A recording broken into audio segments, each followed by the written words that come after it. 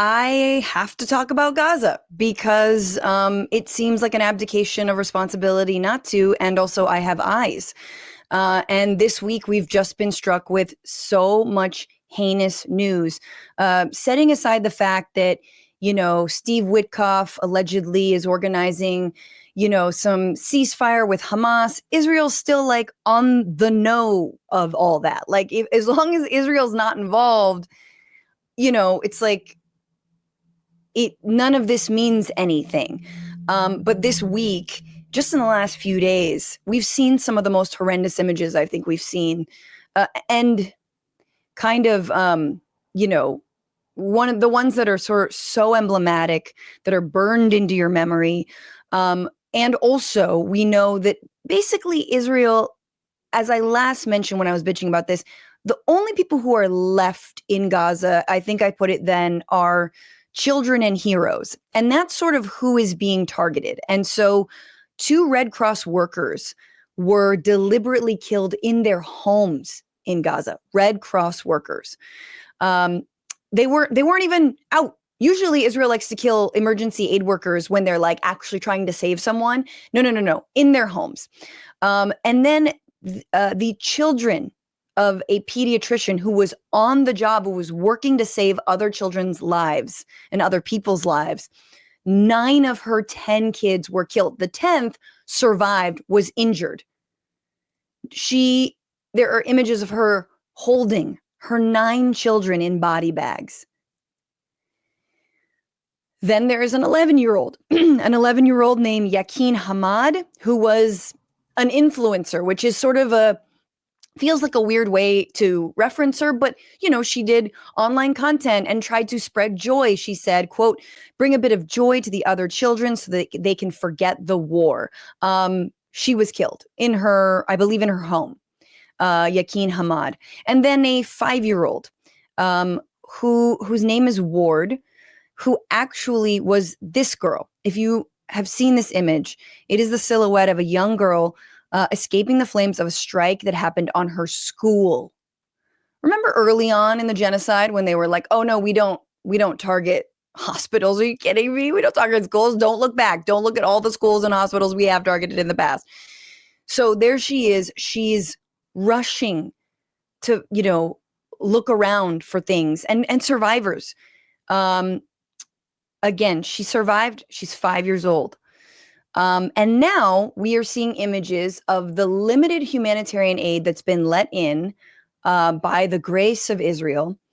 And it's a new group called the Gaza Humanitarian Foundation. Yee. And it's meant to run a new, tightly controlled mechanism for aid deliveries into Gaza. Remember, they don't like the UN. Israel doesn't like the UN. The US doesn't like the UN. We're going to circumvent them. The Gaza Humanitarian Foundation's founder, the head of it, just resigned. Maybe in part because there are images coming out of Palestinians corralled in Gaza in barbed wire, waiting in line under the sun for hours after they walked miles to get there to get a limited amount of food that will only last them for like a day. It is like, it's not a good image. So look, I say all this to name that this is what is happening, to name that this is what so many still choose to ignore, to name that this is what so many people wish will go away, even and especially Democrats who think that they don't have to actually address this, talk about it, or as I said yesterday, and as what I'm going to tell you all to do, is the least your senator or representative can do, or anyone who claims to represent you, is to not accept any Israeli lobby money. That's it. It's the least they can do, which is nothing. And of course, we want them to do more, but they must renounce what is effectively blood money. In any other circumstance, any politician would have to renounce any Israel money that they received to, launder occupation, launder genocide. But they're not. And so this is the bar. The bar is low, but I'm urging everyone to make a call to urge your senators, your representatives to not accept this. Tell them about the 11-year-old. Tell them about the 5-year-old. Tell them about the pediatrician whose 9 children were killed. Pick a story, right? Turn this despair into action. And again, it's so much more than calls.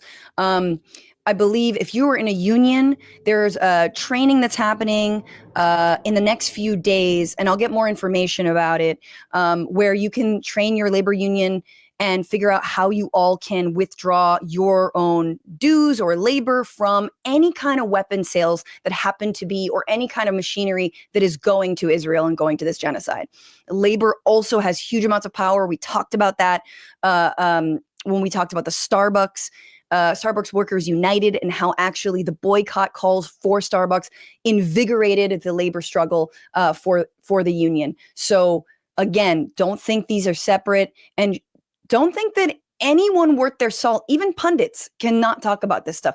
You see Midas Touch rising to the top. That's great. Good for them. I'm glad that they beat out Joe Rogan. But you could argue that Joe Rogan might be talking more about Israel and Gaza than Midas Touch. Horrible politics, not endorsing them. But there is sort of there's again a progressive until Palestine rule that in an anti-Trump era seems to come down and silence a lot of people who need to be saying otherwise. What's going on, Frantifa? If you haven't already, subscribe to this channel right now. Hit that button. And also, you can become a patron and support the show every single week. Get access to bonus episodes and exclusive merchandise. Patreon.com/bitchuation room.